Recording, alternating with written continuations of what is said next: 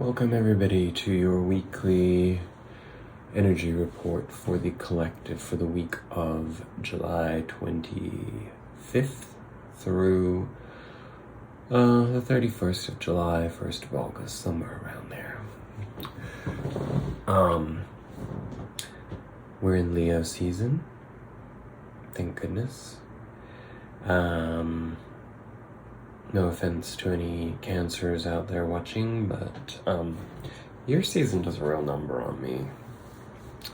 It's a deep dive, and I think it's because I have a Pisces moon, so water sign energy, being very emotional, tends to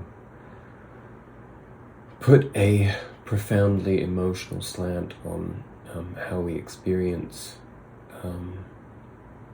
pretty much everything, right?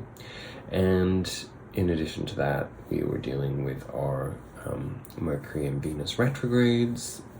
We are literally this week coming out of our of the shadow of both of those retrogrades, Venus and Mercury, which is also a huge sigh of relief collectively for us, and I'm pretty sure you probably already can feel it a little bit. It's almost as if there haven't really been any seasons for the last 7-8 months in certain ways because of the way that the world has been, and suddenly it's like, oh, it's summer kind of thing, if that makes sense to you, in terms of the feeling as opposed to the climate itself.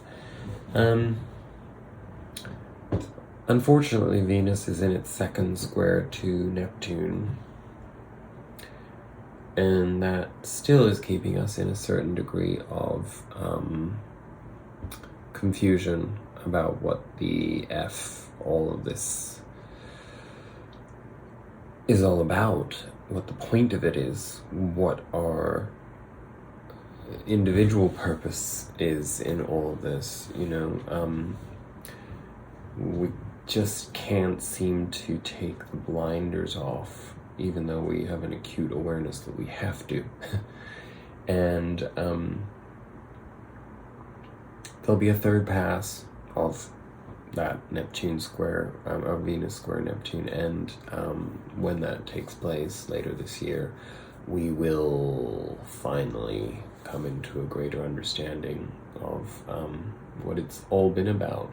But for the time being, let's enjoy a little bit of a respite in the month of August, where we get to enjoy the Leonine energy, and Venus will move into Cancer too, which will also be a little bit of an alleviation from it having been in Gemini, in the sense that it will give us more of a comforting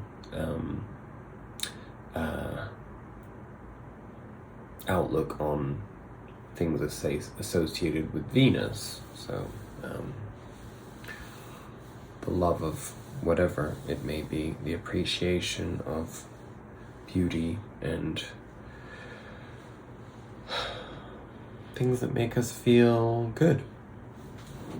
So that's a lot to look forward to in these energies. And then we need to take advantage of that to rest up, because Mars will go retrograde in September, and at that point we'll be dealing with a whole other can of worms.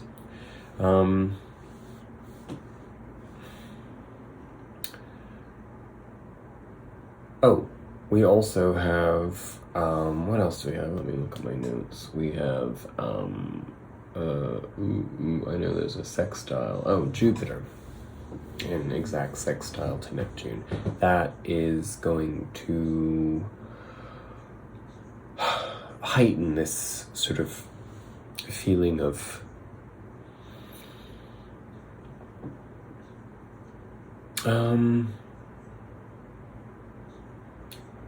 I guess that there being some kind of how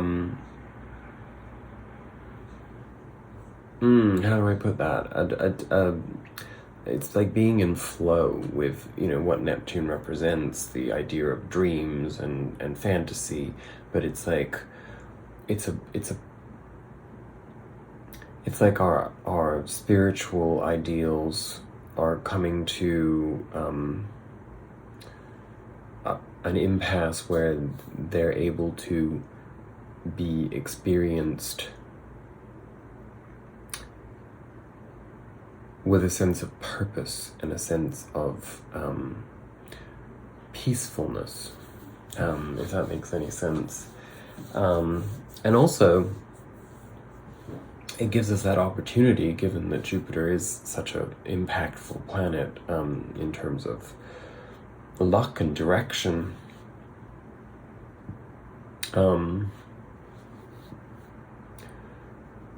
It's giving us the space to dream, to see a new future for ourselves. You know, we've sort of emptied out the clutter and there's been this big gaping hole, right? It's like, what are we actually doing with our lives? Where is all of this taking us? Our challenges that we've come to be at peace with now and embrace. We're in dire need of finding, you know, a way to streamline them. And so this energy that we're going to have for the next week is also going to allow us to perhaps give ourselves permission to think beyond the restrictions of our societies as they are right now. You know, it's like, maybe it's even because we're having this second wave of restrictions in many parts of the world, and certainly even where there aren't those restrictions right now, there's the global culture that we all are a part of means that everybody feels somewhat affected and disturbed by the palpable fear, some of which may have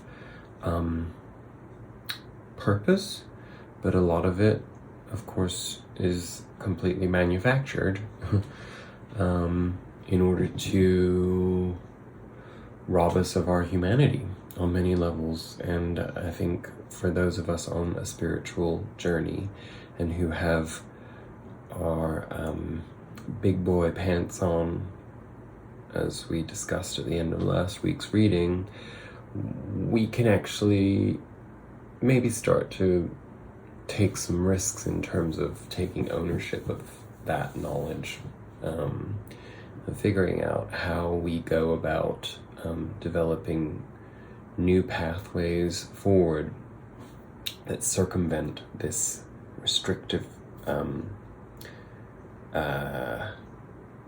shackling of human nature. Okay, let's get into the reading because I have a lot of cards here. What's new? I'll try to go fast so that we get everything we need, but in a way that doesn't take too much of your time.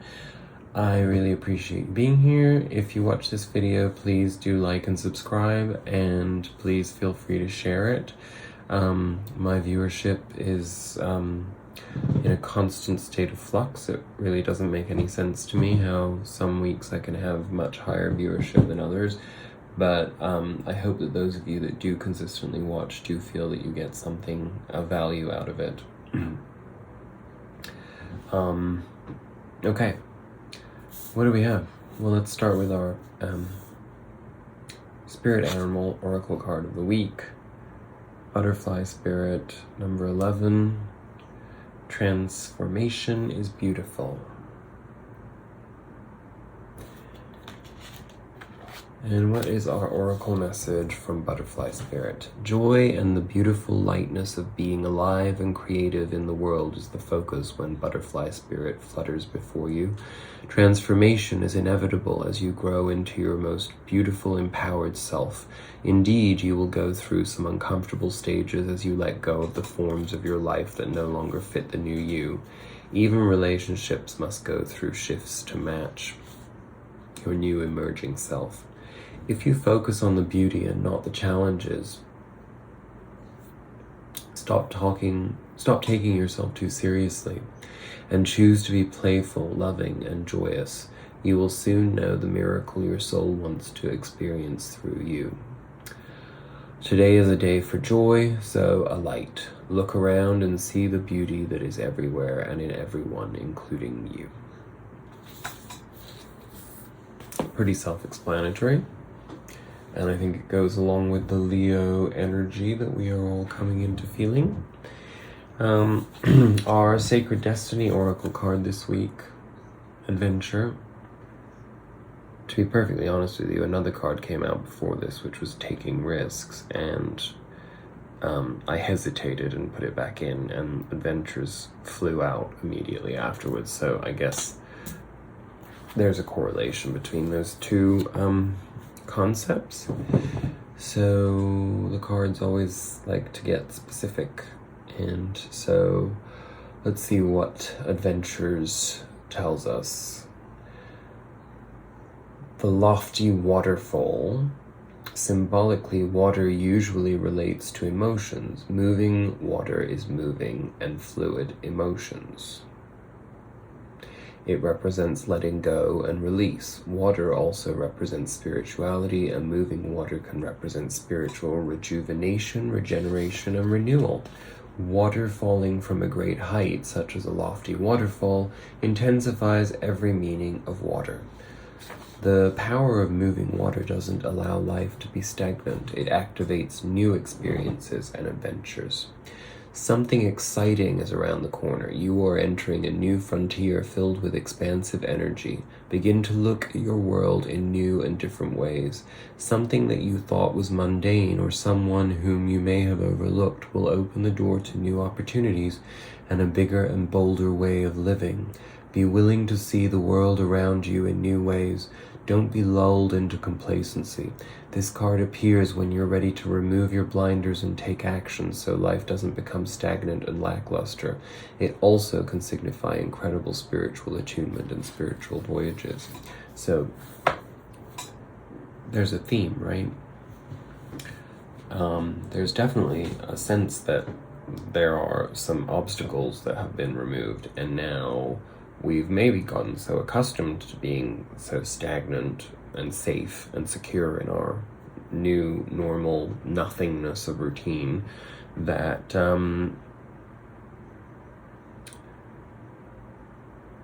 there may be a little bit of Stockholm syndrome there, but we have to pay attention to these energies and start challenging ourselves to step back into the light. And finally, from the wisdom of the oracle, we got Clean It Up, number 21. And essentially, Clean It Up tells us that it's about getting to the core of a situation and freedom from a burden, sweeping away what is no longer needed. So again, the notion of making space so that we can move into new adventures and experience that transformation, which of course transformation doesn't come out of the blue. It comes as a result of all of the hard work and the challenges that we have been through that have awakened us to this point, right? So, to continue with that theme, our underlying energy cards this week were Death and the Nine of Swords. So, because they came out exactly like this together with Death over the Nine of Swords, we are finally putting to rest this little worrywart Neanderthal version of ourselves that's been keeping us very small.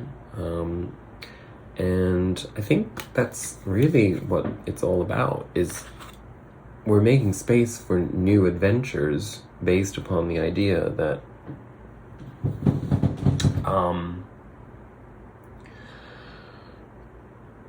I think we're all tired of playing it safe, and we have to kind of march to the beat of our own drum, right? In order to break the status quo and in order not to fall into the entrapment of the lower frequency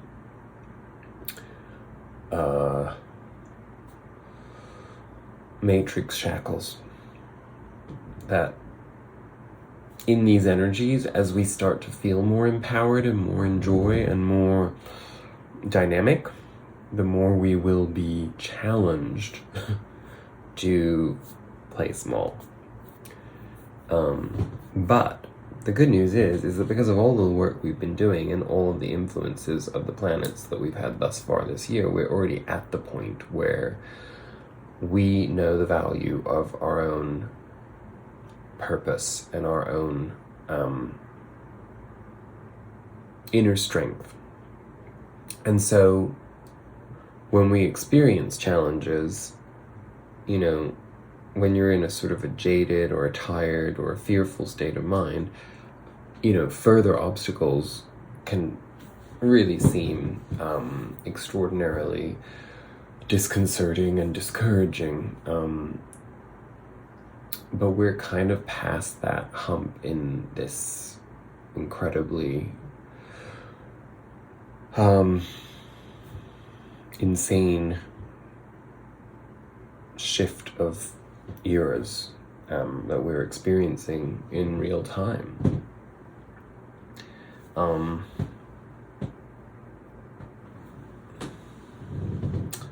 So, let's see what that's all about. In our past, what are we coming out of? Oh dear. This is the very basis of what we're coming out of. That Nine of Swords that's ending, it's this. You know, fear is a facade that masks sorrow.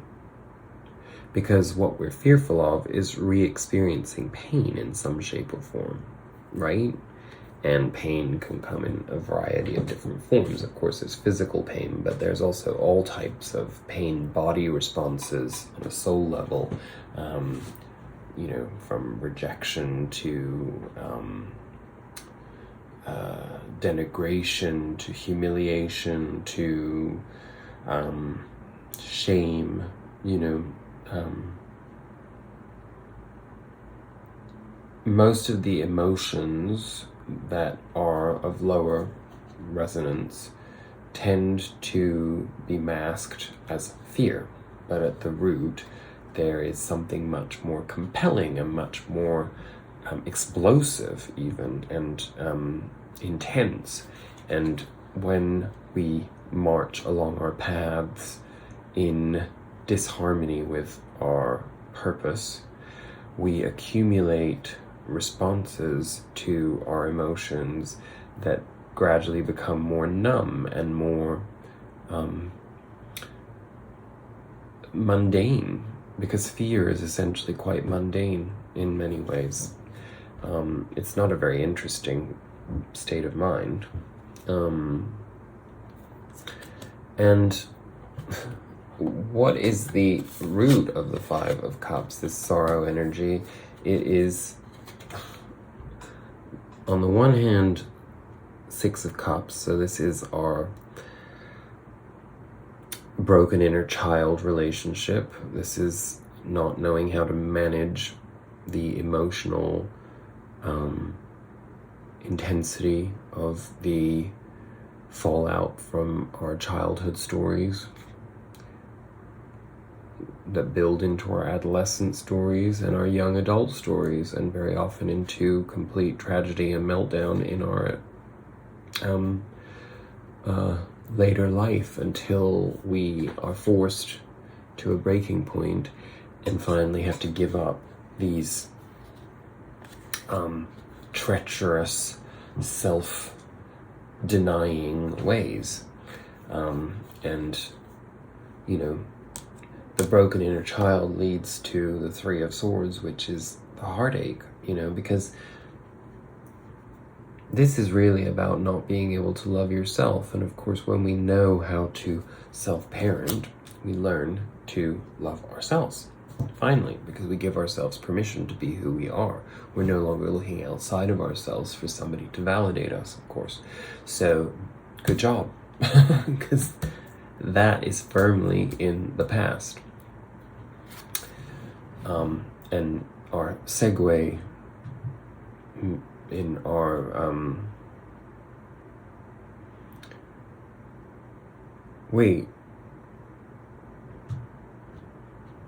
I came to the understanding recently that I shouldn't use that term anymore, because segue is actually not a correct term, so I apologize, and I can't edit this out because I'm doing a strict pass. So just put that down to my own stupidity. The transitional energy from that into our conclusion to our past energy is the Emperor. So this is about, it's the authority card, and it's not a pleasant authority card in this context, in this reading, because it's in our past and it's bookended by the sorrow and poverty consciousness. So this tells our journey, basically, of a broken inner child, sorrow, heartbreak, heartache, pain, that then is transposed onto our vision of the authoritarianism of authority structures, and then in turn puts us in the position where we feel less than those authoritarian power structures because they're not authentic, and so therefore there's no reasoning with those types of power structures, and so we perpetuate the way that we interact with authoritarian figures, should I say, in a sort of self-mutilating dance that eventually numbs us and narrows our scope down to this, which is a lot of feeling sorry for ourselves and not seeing the helping hands and the opportunities of the pathways around us, if that makes sense. But the good news is that we got 3 clarifiers on that 5 of Pentacles, because I wanted to see exactly what the journey was that took us away from that in recent times, that's moving us into our present energy. And we got the Fool, so there we are with our brand new start, moving away from that poverty consciousness once and for all. And how do we do it? We did it by owning our truth, seeing our truth, understanding the value of our truth, understanding that it's the most important thing for us as individuals on our journey is to define our truth. And then temperance, to clarify what that truth is. And that truth in temperance is being able to understand the importance of balancing the masculine and the feminine, light and dark, whatever extremity you want to put in there, because they are of the same, right? What is it like? Darkness is just, the absence of light, right? So it's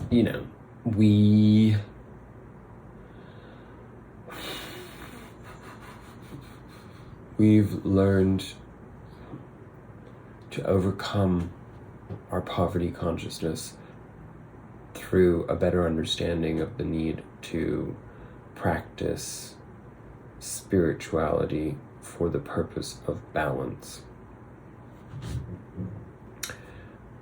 None of this will be a surprise to any of you, because you've lived this very viscerally, probably your whole lives, and that's, whatever crazy energy we've been dealing with in the last couple of months, it has been to purge this stuff once and for all, because we can't move into 5D without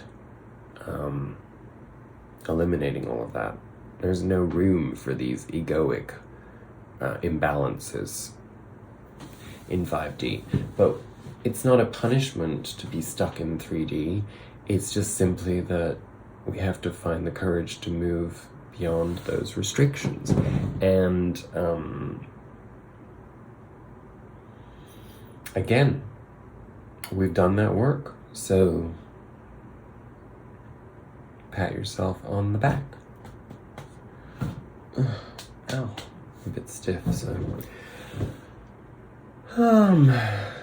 Okay, I'm just kind of going with the flow here. I hope it makes sense. What do we have in our present? Interestingly, we have the Ten of Pentacles, and the Ten of Pentacles is us coming into a time of great bounty. It's basically that maybe we felt that we have been lacking opportunity, and this is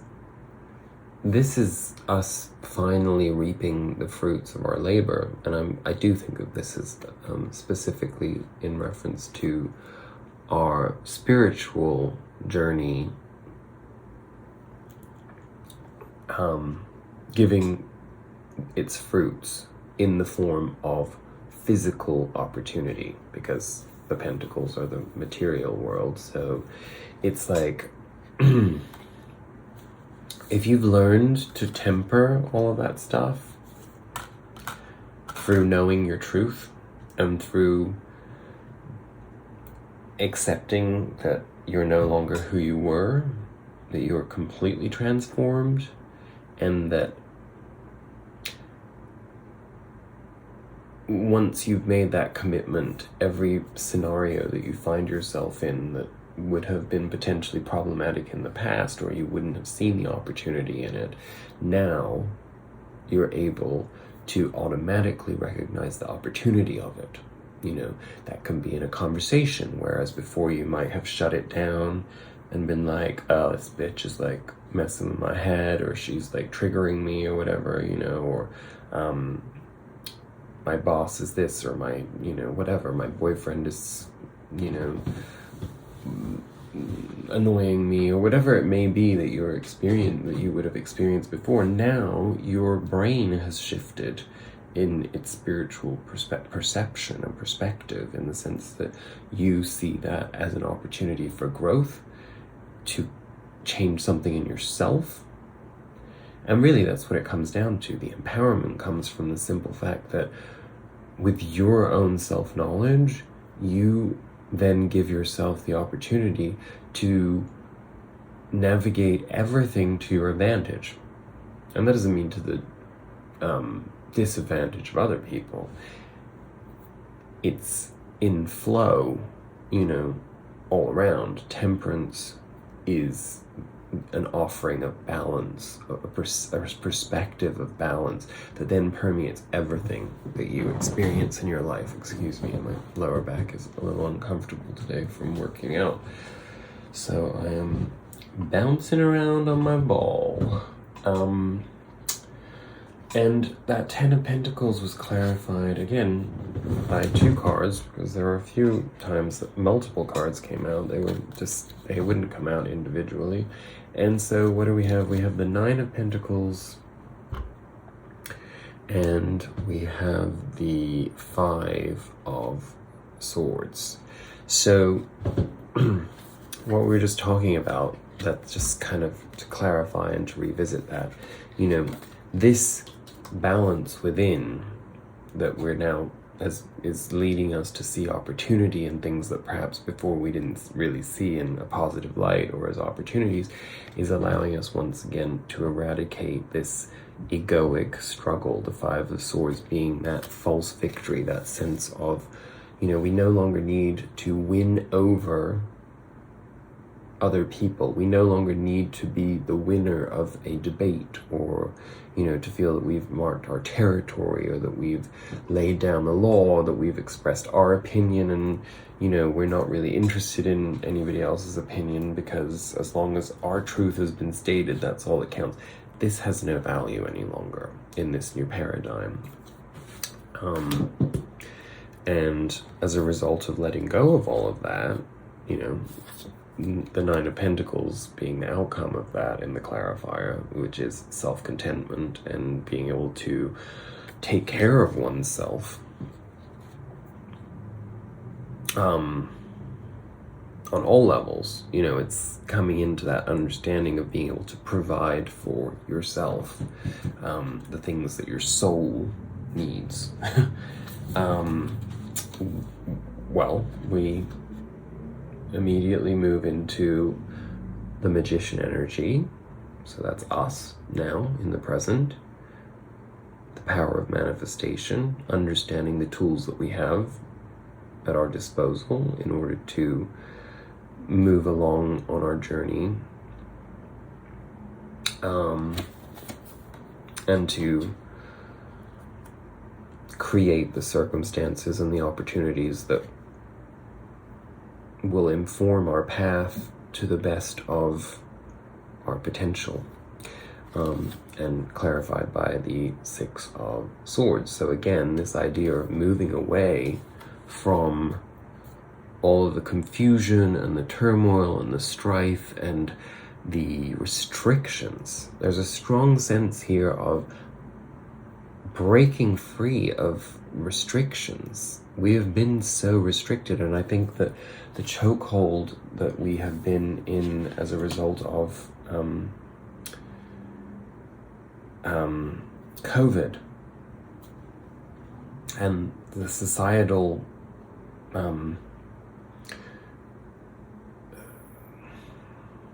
volatility, has really kind of forced us on an individual level to step up and realize that if we want to experience this life to the fullest of its potential and to get as far along on this spiritual journey so that when we come back next time without all the memory of this lifetime, we will actually have done more work that allows us to keep moving along on our karmic path. I mean, that's the motivation to still keep learning and keep moving forward, right? Is, we're all going to eventually perish in this body that we're in, but you want to be here for as long as possible to do as much work as you possibly can on your soul journey.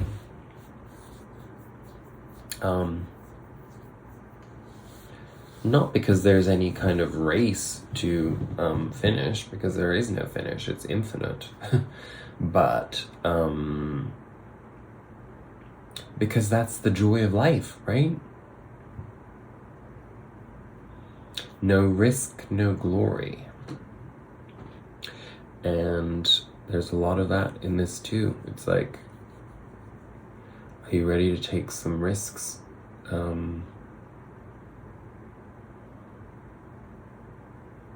You'll know what that means to you. Risks are defined in my mind on the spiritual journey as finding opportunities where you wouldn't have looked before. And where does that lead us? It leads us to King of Wands energy. So there's a real sense of us coming into the self-knowledge that we've come into, and that balance that we've managed to attain as a result of that self-knowledge. It has inspired an enormous growth in self-confidence within us. And it's clarified by the Ace of Wands. So that self-confidence mixed with the Magician power of manifestation, mixed with letting go of the poverty consciousness and the restrictions, means that we can be inspired. And this is not just us in general. There's a specific manifestation of something. It could be in your emotional life, it could be in your creative life, it could be in your work life, it could be in your family life, it could be anywhere. It could be a breakthrough in your relationship with yourself in terms of how you experience your thoughts and put them into action. But there's a big opportunity coming this week as a result of breaking through. This is a breakthrough week. And I shall take a big collective sigh for everyone, because it's been really tough, right?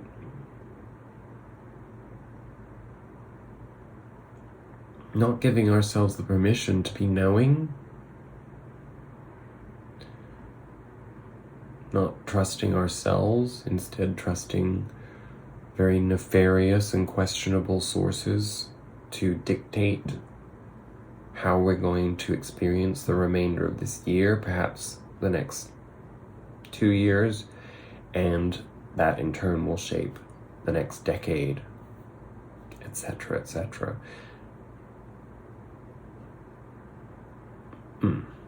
Just think about that.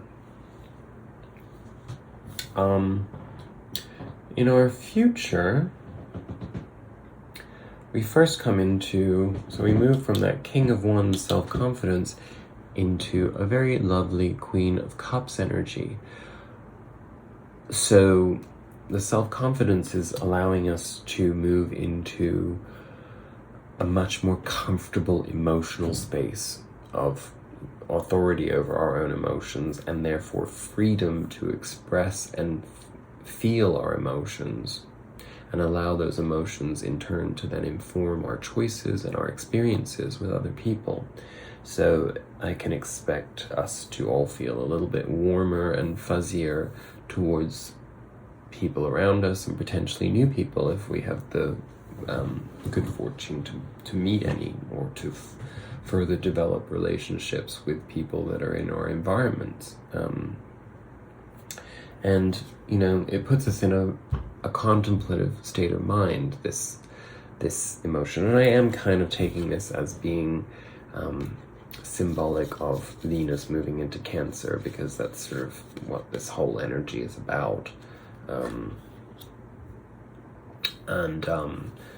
The contemplative aspect of Seven of Pentacles, you know, some people look at this as being the is it worth it perspective on life, but I think that's a very negative, sort of a glass half empty way of looking at things. I think it's more like looking at, taking in the view, you know, looking at our accomplishments and then analyzing how those accomplishments have made us who we are now in this present moment. And we do have to take a moral inventory and take stock of where we're at on our journey regularly at the moment, because these energies that we've been experiencing are very intense, and so there's a lot of rapid change within us. And it may often be the case, which is perhaps what that Venus square Neptune is all about, that on an identity level, it can be extremely confusing. It's like we don't really have a strong sense of knowing who we are, right? So coming into more of an emotional knowingness in turn gives us the safety that we can provide to ourselves to explore our emotions, and therefore externalize them in a way to create experiences. But, you know, we fumble on that level in the sense that it puts us, we have to be willing to make ourselves vulnerable in order to take new action in terms of forming a new philosophy about where we want to go next in our lives. So that comes in the form of the Page of Swords. It's really the inner child becomes, how would I put this? This is like the inner child becomes a teenager. So we've learned to parent our inner child. Now our next journey is moving on to parenting our inner adolescent. You know, when Saturn makes its journey throughout our lives, you know, we have our first Saturn opposition, the age of somewhere between 14 and 16 usually. Then we have our Saturn returns between 28 and 30. And then we have a second Saturn opposition at the age of around 40, between 43 and 45. And our second Saturn returns at, you know, 58 to 60 kind of area. And so on and so forth, depending on how long we stay in this body. So, because Saturn represents time, these are very key moments of self-awareness, of self-assessment, and of path correction in a lot of ways. So, what I see this as is it's like the second Saturn opposition, or the first Saturn opposition for that matter, but I don't think I have many viewers who are teenagers. But it might not necessarily be your second Saturn opposition in your life, or your third even, but it's the energy of what we're about to go through. And it came with the devil reversed. So imagine being able to experience your adolescence without any inkling of codependency, any feeling of worthlessness, or being less than, or needing to conform to something in order to have value outside of yourself. That's what that opportunity is.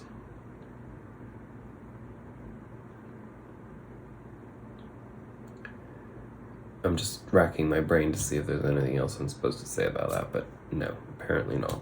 So that's probably because our final card got 5 clarifiers on it for some crazy reason, and our outcome was the Hierophant. And the Hierophant, you know, I often associate it traditionally, I mean, obviously everyone does in the Rider-Waite deck, as a card of tradition, a card of institution, a card of reverence, and all of those things are true. But in this case, it also represents divine masculinity, because this is the Pope versus the High Priestess, you know. And so this is the male, divine male energy. And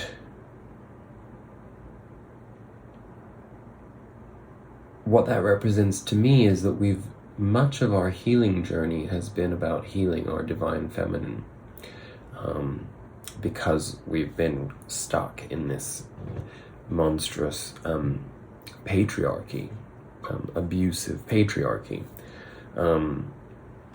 Again, I reiterate, as I always need to, that when it comes to discussion of masculine and feminine energies, the purpose of us as human beings is to aspire to and eventually reach a point where we embody as much masculine as feminine energy.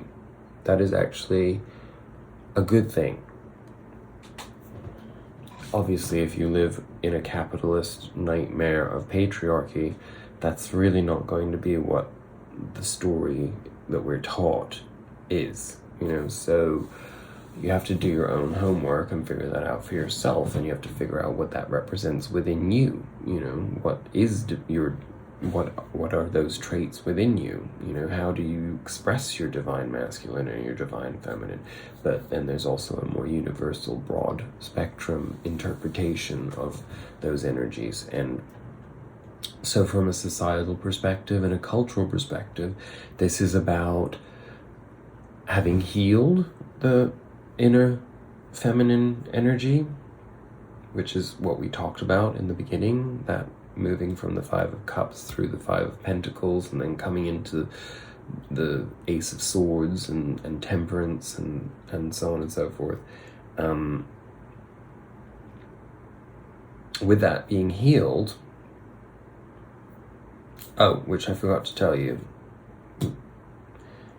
Did I even say that? Oh, I'm so sorry. I have no idea whether or not I talked about the Devil in reverse, clarifying the Page of Swords. So basically, that in that new path towards a new fork in the road philosophically, you know, you can't really describe it beyond that because it's new, so we have no idea what it's going to be. But it does come from letting go of having vanquished the codependency within, having vanquished the placement of power outside of the self. I'm pretty sure I did talk a little bit about that, but never mind. Honestly, it couldn't have hurt that I clarified it a little bit. Hopefully that was helpful. Let me get my train of thought back. Divine Masculine. So here we go. This is the conclusion of our reading. We now move into needing to do all that work that we've been doing, but this time on the Divine Masculine side of us and our society. And that is fundamentally on the macrocosmic level about leveling these authority structures based on patriarchy that don't work. Taking back the reins of spiritual power in order to define ourselves through our inner authority. Again, over what we saw in the beginning with that Emperor and the Five of Pentacles, this type of authority is an authoritarianism where the power structure is outside of us, and the dictates of that are in order to keep us small. It's limited knowledge in order to keep us small. It's rules in order to stop us from questioning. Whereas when we move into the Divine Masculine healing process, we have to let go of all of that, and we have to instead come into an understanding of the softness of masculinity, because that is a fundamental flaw in the sense that we don't see vulnerability as being a masculine trait, but there is a version of vulnerability that is male. At the end of the day, all you have to do is look at the rapport of a mother and a son, or mother and child in general, but, a mother and son in the sense of, the idea of being nurtured. The masculine exists as a result of being nurtured by the feminine. So, how do we step beyond the definition of role-playing of these energies in our culture as they have played out over the last 2,000, 5,000 years? Well, let's see, because these clarifiers must be telling us something about that. The Three of Pentacles. So this is a sense of, on the mundane level, this is teamwork. This is being in flow with our environment, understanding that we all play a pivotal role in each other's lives, and we are all here to help each other along this journey. But on the divine level, it is the harmony between head, heart, soul,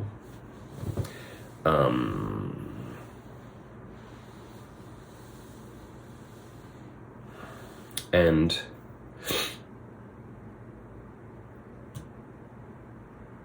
it's about building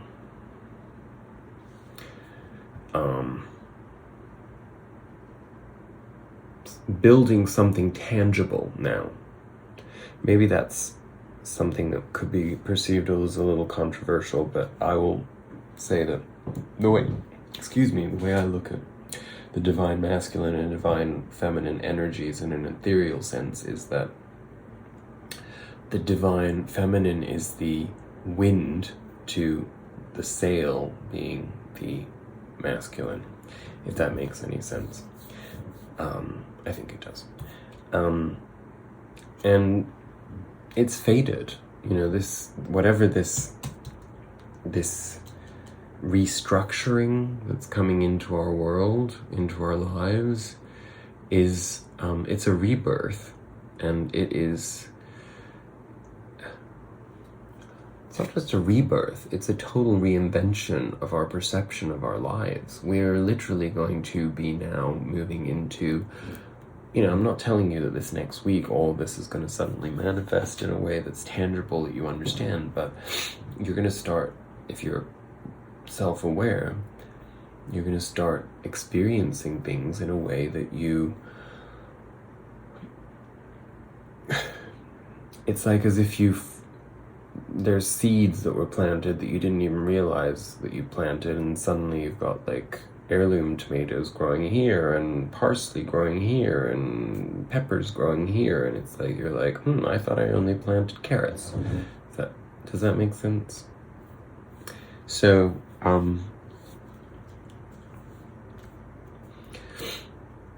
so it's like a harvest, an unexpected harvest.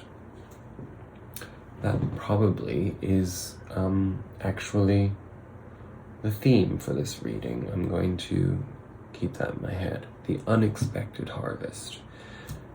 That's a lovely sentiment. And to round that out, I don't think that we really need to go into the details of the fact that as a result of this rebirth, we have the sun, and the sun in Leo season. It's also perhaps denoting specifically that it is Leo season when all of this starts to become more pervasive, and then we round out the reading with sort of a closure on that idea of authority by having the Emperor from the Botticelli deck. And let's put those side by side. This is the patriarchal, sort of authoritarian, austerity kind of model. And here we have somebody who seems, quite androgynous to begin with, and then beyond that, who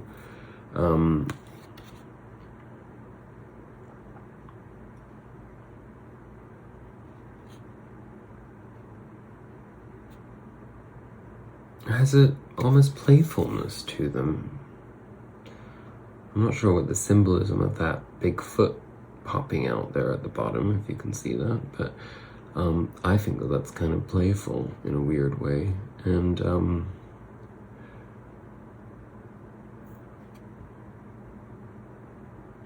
the side glance is much more androgynous than this one. This one looks like he's like about to punch someone. This one looks like he's about to I won't use the term, but something probably much more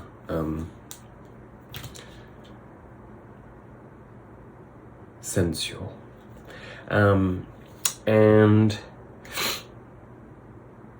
our final clarifier was the 10 of Wands. So this is, the 10 of Wands is when we reach the conclusion of an inspiration cycle. So I don't literally mean the ending of, because ideas are always in flow, they don't just stop. But if you could imagine that there was sort of like an idea and then there was a little chain that attached it to the next, and that was sort of the conduit. It's more like that kind of idea that, we shift as a result of everything that we've gone over in this reading.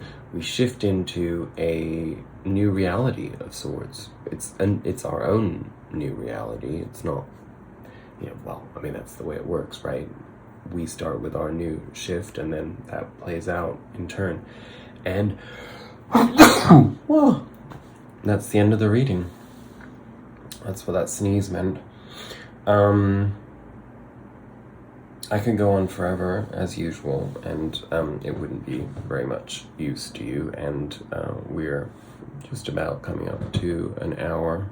So I wish you a fantastic week, and I hope that you find these things manifesting, and just be open to it. There's nothing but opportunity on the horizon. So I wish you love, light, joy, peace. Namaste.